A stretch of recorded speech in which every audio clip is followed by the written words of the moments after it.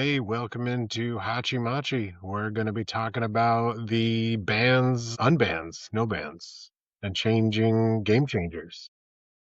That's not easy to That's say. right. I'm No Chris, bands at this here show. with Gino and Steve. Let's What up? jump into it, guys. How excited are we to have two cards back in the pool? I'm just happy that we're going this direction, that we're adding cards back instead of taking cards away. So this is always a good thing. Yeah, like that they also decided not to, as much as my heart wanted more to come off the ban list, right? That they're doing things in the traditional fashion that the original rules committee had, right? Like things are a slow go, right? We'll add a couple things back in. I think the game changers list is like a great way for them to be able to dip their toes back in the water. No, I agree. I think that's good. I That say we going just slow is unban better. everything except Caracas. I think we're at that point now. Caracas is the only thing that stays. Bring it back. Let's do everything, right? Oh, geez. No holds barred. Yeah. So are you guys are we putting it in anything? Are we brewing with this yet? Is it just something that we're looking out for now? Or because Between I the gotta two, say, I think I'll probably get Lutri and something. yeah, I feel like I just immediately wrote Lutri off since it was pre-banned. It never existed in a world that I knew. Totally. So yeah, I had to look it up. Is it in 1, 3 just to flash it in and copy a instant or sorcery? Yeah. It's a 3/2 otter too, which I mean, and it's an elemental. In the elementals deck, that might be something, right? That new precon. Yeah, but you got to cast it. So I guess the Voke is an alternate cast. Invoke is cast. Yeah, it is cast. Yeah. Yeah, it's a nice dual master cage or dual master mage. There it is. That Dual caster mage. Yeah, that way you Dual I'm master there. cage. Yeah. I like better. Get Yeah, Gavin on the a horn. cage I want a match of dual masters. cage.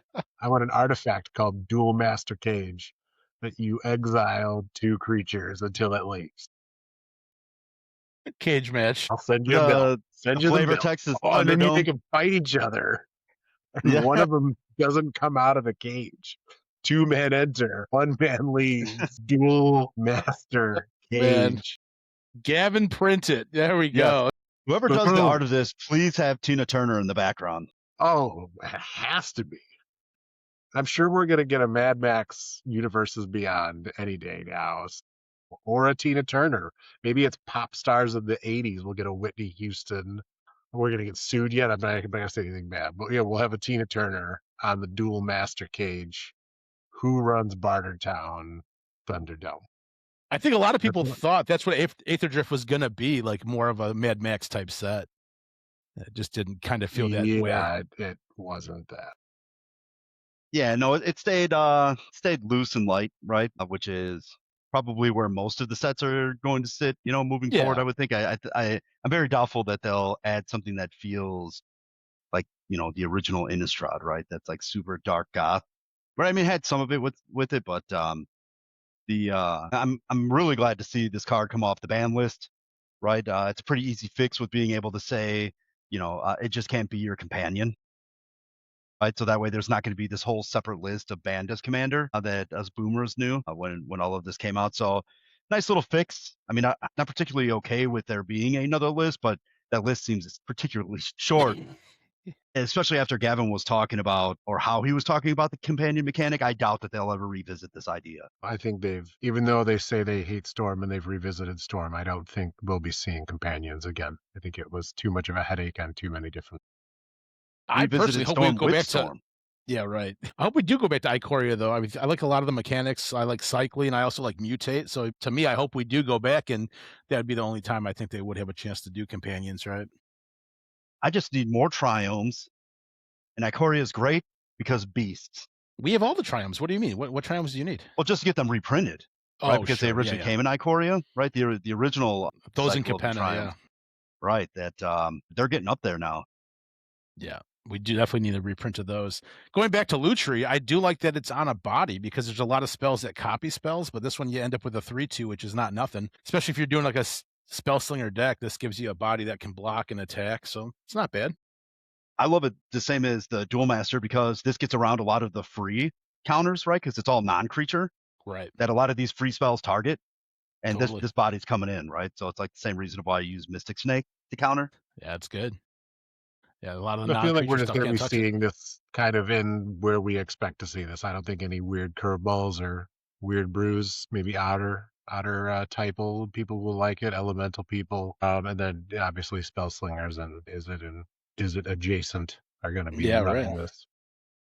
Well, people right, dig so for your we bulk will- because this guy jumped to like between $5 and $10 depending on what copy you have. I've got like 20 of them and like full art spoils and all.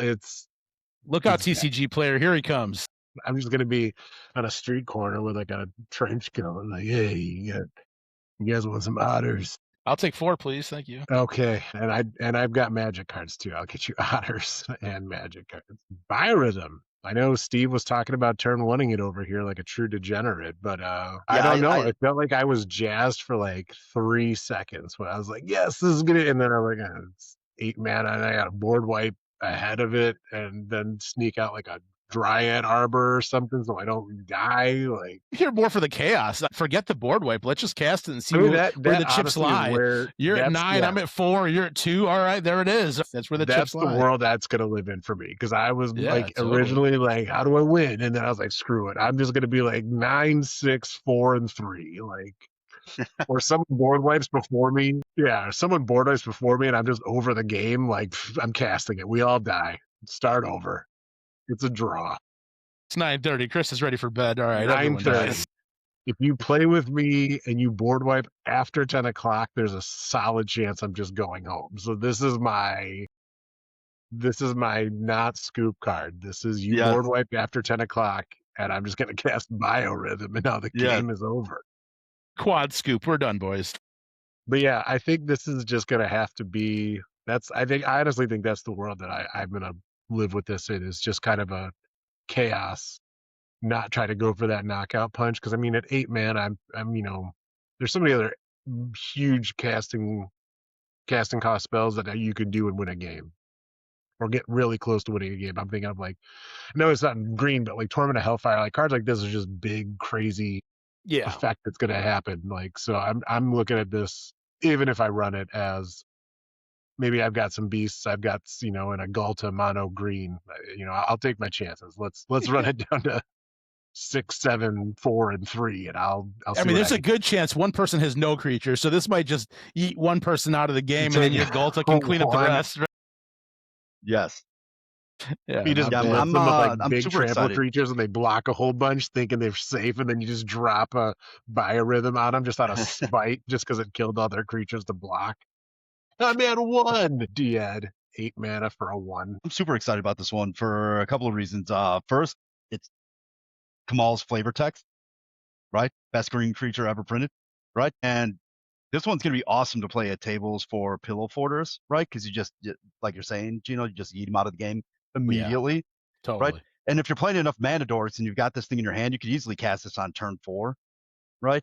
Turn 4, I go to 4, you guys go to 0. Right, so in your Kamal deck, you could turn your lands into creatures and then go to combat and kill everyone. Yes, that's why you do this. Yeah, right. Right. You still win with combat damage. So I'm glad Kamal finally got some support. He's the best board wipe for protection in green, right? So it's like, hey, if you're gonna board wipe, I'm just gonna let you know I'm gonna animate all of your lands. Right. So that is a deterrent. Yeah.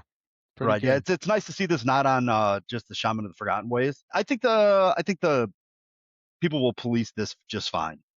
Right. That pods that don't want to see it, are going to be like, oh, okay, let's not do that one again, type of deal, right? So I think we'll see a lot of this in the beginning, and then we'll probably start seeing it phase back out, like Deadeye Navigator loops and stuff like that. People know their play groups. I mean, you'll probably see some people try to sneak this thing out early, get a couple chuckles, but I don't think it's going to be a real menace. I think it's fine in the format.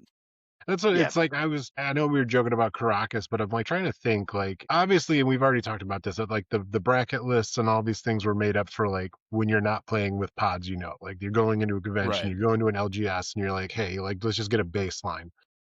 But I'm thinking, like, I don't want to say everything, because obviously not everything Caracas is a menace, but like, and I'm not going to open a can of worms saying like bring Dockside back and bring all this back. But I mean, a game's got to end and a game's got to win. So it's like, that's how you win a game, and you hit them with a board wipe and a Biorhythm, or you want to do something crazy like that, then like, cool. And you won the game. Let's move on to the next game.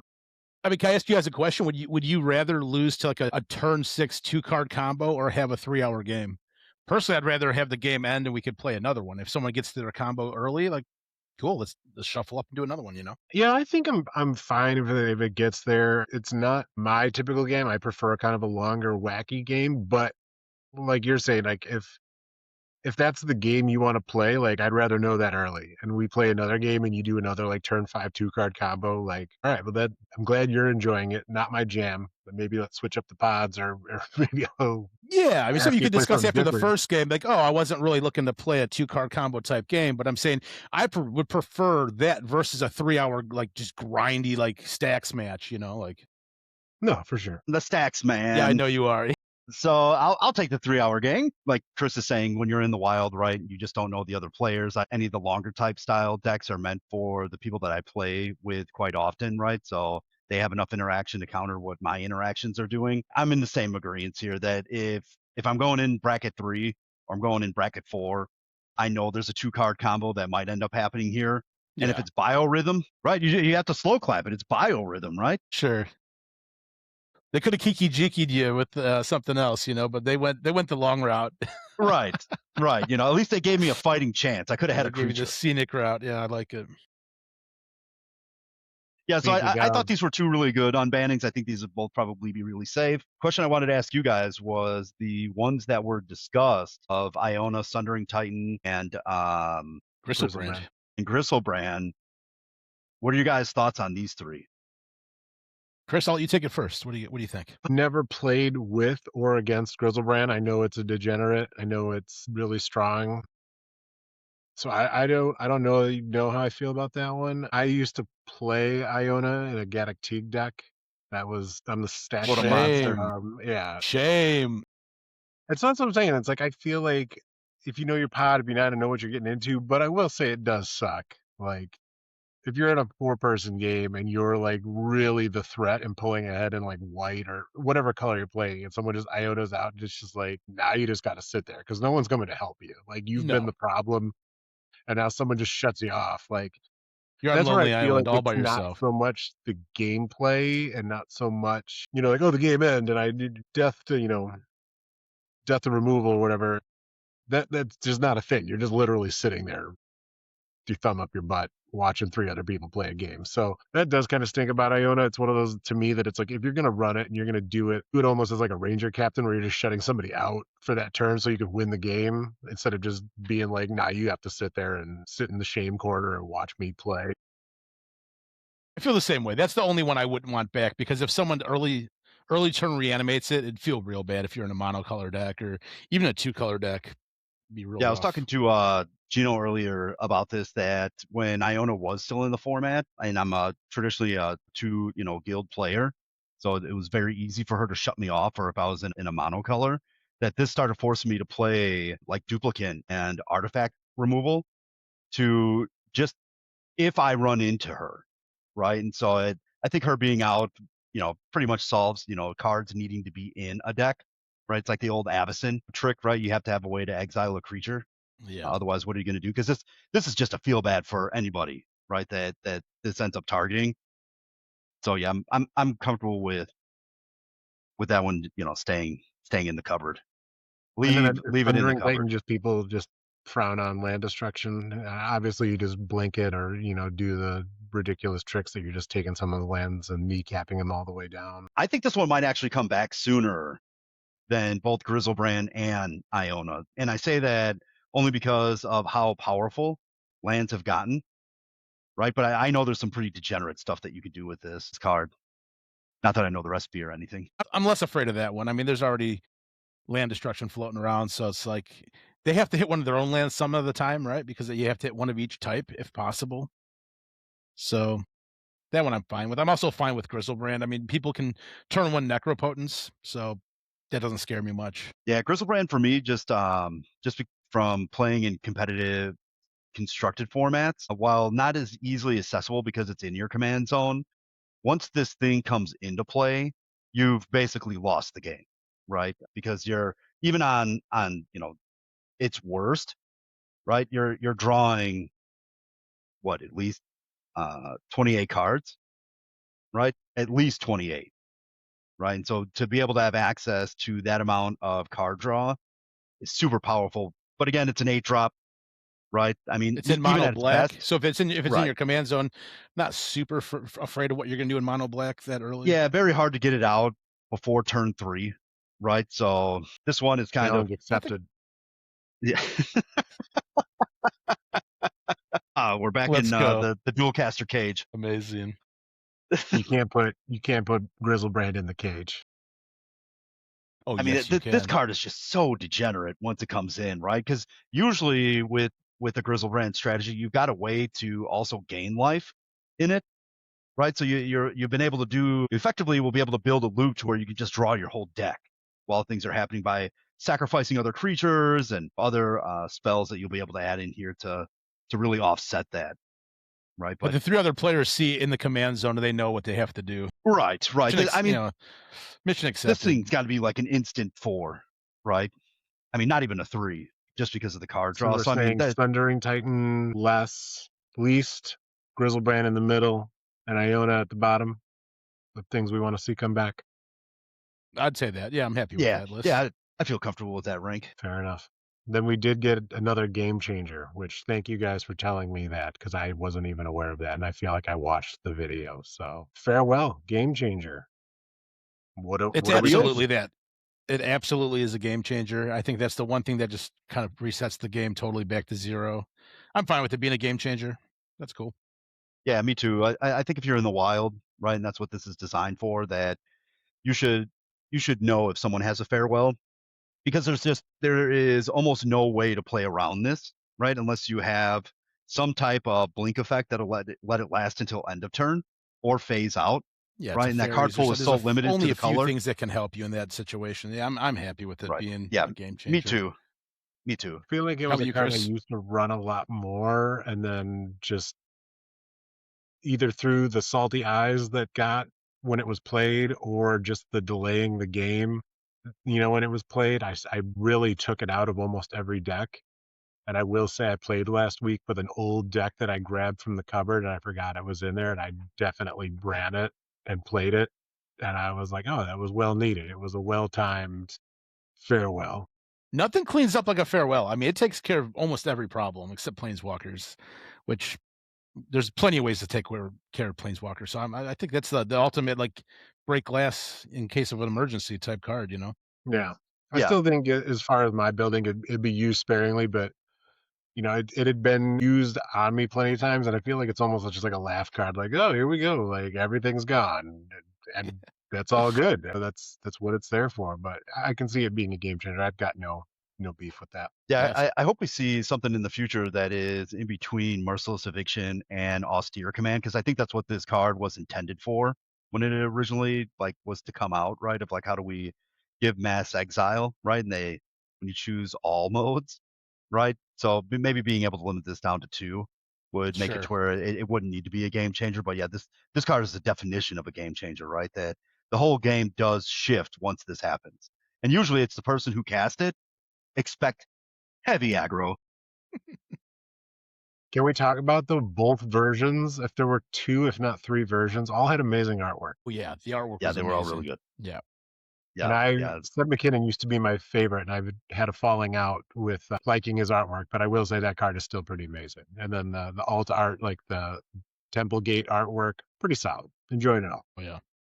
Yeah, it's one of those things that you have to separate the art from the artist with that one, because the art is really good. All right, so I definitely had my fingers crossed when they were talking about bans and unbans of what I was hoping to come back. What were you guys hoping for? What are you hoping to see unbanned that's on the list? What do you guys want coming back to put in your hot, terrible spiciness that'll be making me verklempt? Steve, what do you think? Release my boy. Give me Prime Time. I thought for sure Prime Time was going to be a part of this, just based on the reprintings that they've done. Listen, Mr. Procoli just needs to get bigger and needs more things that put Lance in play. But I thought for sure that he was getting the shackles released from him. I thought Golos was coming back on this one. I thought that would be, there's enough push cards in the format. I know that was like the number 1 built commander, and it kind of felt like just too overdone. But at this point, I think he's fine to come back. I was hoping to see So Jeweled bad for Lotus. Golos. I forgot about Yeah. Golos. I built that like right before the ban, so I'm glad I got it to add his name to my list, put that on the bedpost, and moved on. I did Golos Enchantments 5-color. It's good stuff. Wow. Okay. I was really hoping. I don't know why. It's just a soft spot sentimental pet card. I was really hoping Prophet of Crufix was coming back. That would be cool. I got it. So funny that you mentioned this card. I bought 8 of these at the first Speculation, snip of an huh? unbanning. Yeah. Weird. With the good just when he promo was art. talking about that, I sold 8 of these. They said that one was banned because of the time clock, right? It said that you took too much of the game clock because you're playing on everybody's turn pretty much. It's a super turtle card. I mean, obviously untapping on everyone's and then being able to play it flash. Yeah. And oh man, just give me another Seedborn that lets me cast spells of flash. I don't know if I mean, as much as my heart wants to see it, because I love Seedborn Muse, I don't know if this one will ever get unbanned, because you effectively, you take 3 extra turns, right? And so if they've already put chaining extra turns together as a 4, right, then maybe if they update the bracket to have, an immediate 4 on the game changer list, right? I doubt seeing that happen though, just because the more things they add to the list, the worse it gets. I can see But it I bought 8 just be a in game case. changer. Yeah, it could be a game changer. Yeah, I mean, if you're just looking at cards with like, Mind's Eye or things like that when other people draw, you draw, and then you're untapping and play on their turns, and yeah, I mean, you're literally just playing every turn of the game. Again, like we've talked about all those combos, it probably is fun for one game, but then if you're just doing it over and over again, it's like the Family Guy where you're stabbing people. It's like Prophet of Crufix understands why it's in jail now. Yeah, knife goes in, guts come out. Knife goes in, guts come out. Right? Is this what I've been doing to people? I deserve to be in here.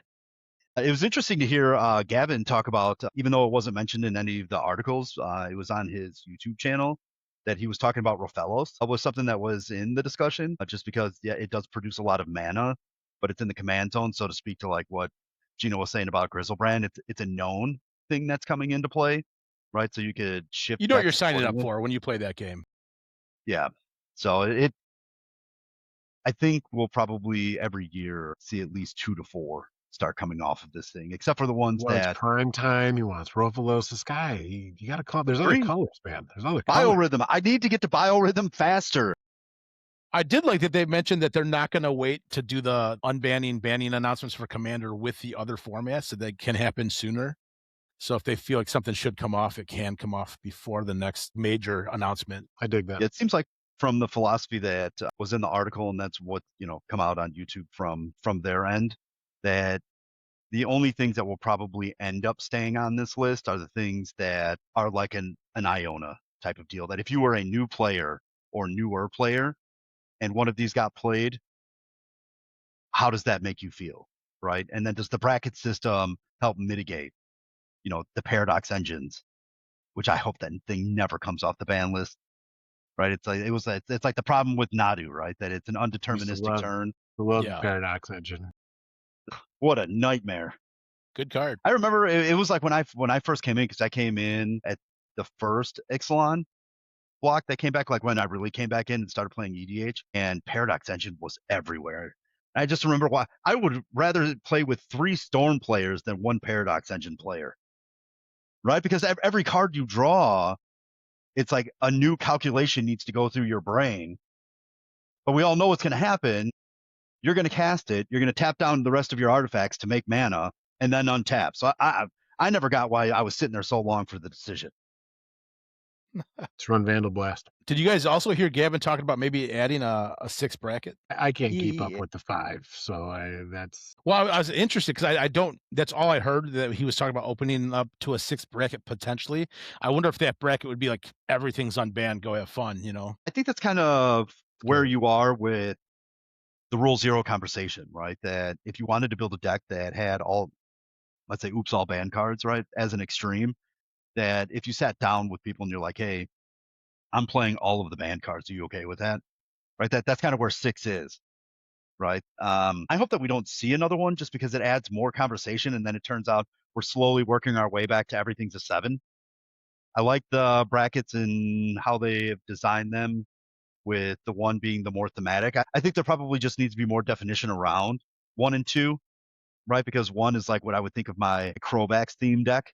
The deck is awfully fun, right? I like to see you play it because you get so much enjoyment out of reading all the flavor text and explaining like the backstory of it. I think it's fun when you play that deck. That table is in for an adventure. Your time with Steve. Yeah, I'm in. But yeah, I mean, if they end up putting the 6 in, that as long as the other 5 have, they have gotten to the point where it is so defined that a 6 is absolutely needed, right? I don't think that we're there yet because I think people are still having an issue with what's a 2 and what's a 3. I think that's right? the only like the real decision you have to make is like the difference between a 2 and 3. I think we can all agree what a 1 and a 4 are, so it's like it's that blurry line between a 2 and a 3. If you have no game changers, but your deck can still win on turn 4 or 5, it's hard to be like, well, it is a 2, but it plays like a 3. Well, it is a 3 because you can fulfill that part of the bracket that you can win quickly. And I think it was the Command Zone, correct, that was talking about, Rachel Weeks was talking about, it's more of them trying to gauge when do you think that your deck can win? How many turns are you looking to play? Yeah, that's a big component of how they weigh like. what deck it is outside of how many game changers. Yeah. Along with extra, like chaining extra turns and stuff like that. I'd say there's like 4 or 5 bullet points that like kind of place your deck. I still actively, when I'm looking and researching and goldfishing a deck, I just skip over game changers. Like on EDH Rec. It's kind of fun. But then I accidentally put some in and get called out in comments. So I mean that happens too. All right, Ancient Tomb. I was putting that deck together. I was like, I'm like 3 lands short. And I had Delny next to me. That was mono. I was like, I'll take some lands out of here. Tomb. You paid the price. Got in his cradle. You paid the price in the comment section. What do you guys think about the cradle's not in white? It is now. Bracket 2. Shun this man. What? Get him off the table.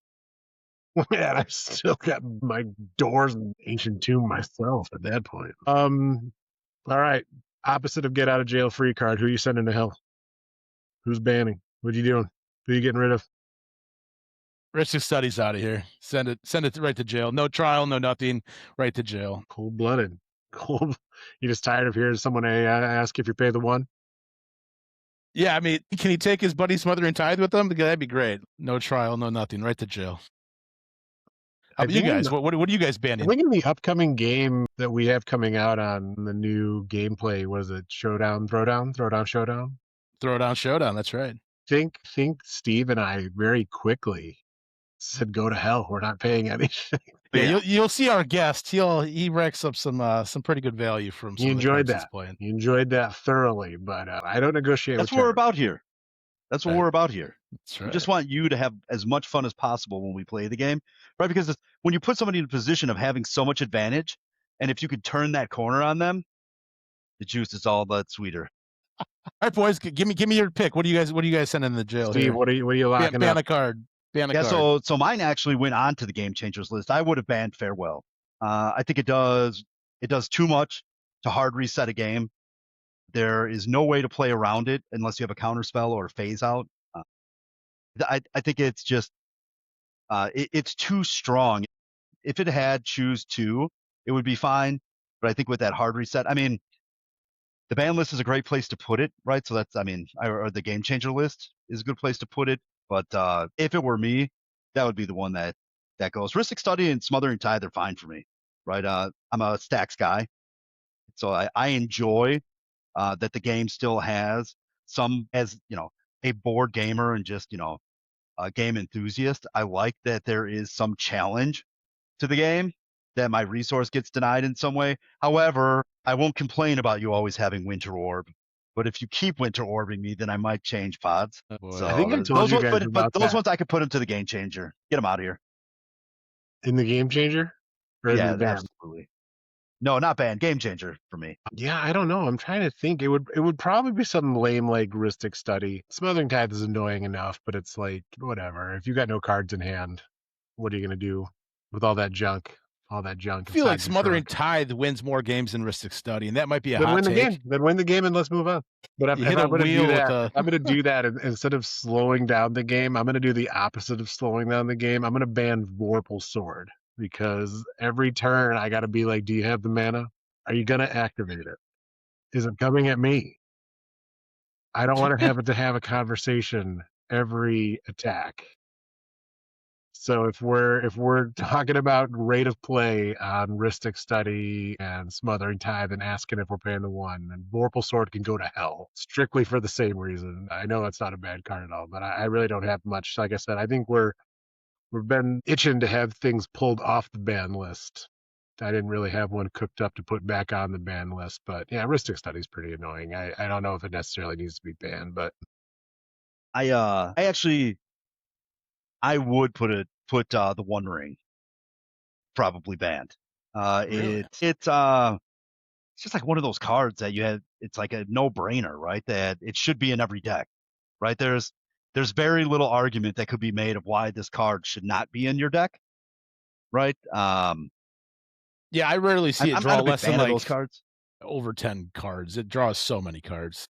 Yeah, it's like the Soul Ring argument, right? That it's, Command Tower, Soul Ring, and One Ring should be in every deck, right? It's the best ramp.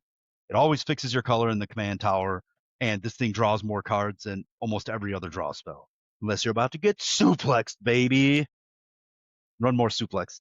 I just I play so fact, limited suplex with more the people. same people that I can't remember the last time anyone played a One Ring. And just because we play bad decks, so to me it's like, yeah, that card sucks. I remember when when Lord of the Rings came out and played that was awful.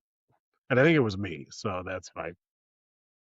I want you to play the One You Ring. just I want felt you to put awful. all the burden counters on it, and then just do what Frodo should have done. Just give it to Sam. Just give it to someone else. Make them deal with the burden counters. Oh my God, just donate it.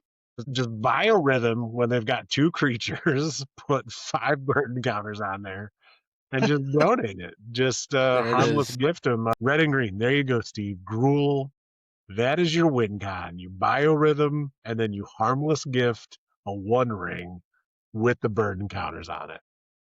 This is why we'll always be friends, right? This is the exact reason. I would also add that even though Biorhythm is a mono green card, Kamal's Eyes, Gruul. Well, yeah, they are. Yeah, in the artwork, they are Gruul. Yeah, I'm just saying that is a Chad Chin if I've ever seen a Chad Chin. I went to school with Chad. You look like Kamal? That kid was swole. That's a song. Yes. Just walked around shirtless. With a skinny body and just a Chad head. Tiny legs, giant shoulders, sculpted Awkward chin. preteen.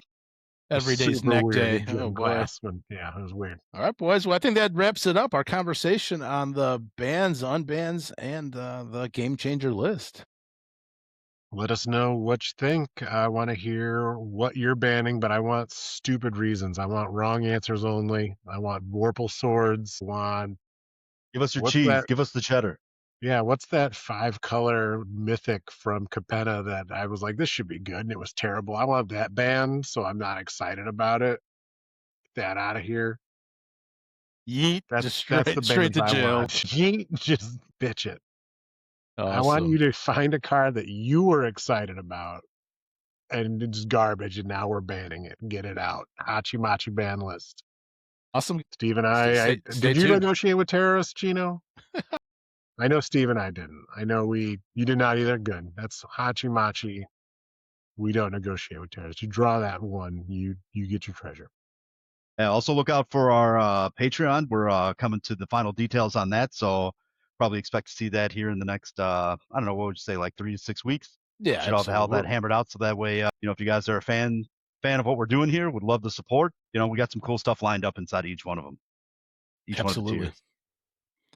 All right, guys. Well, we'll see you real soon. Thanks so much. See you later, guys.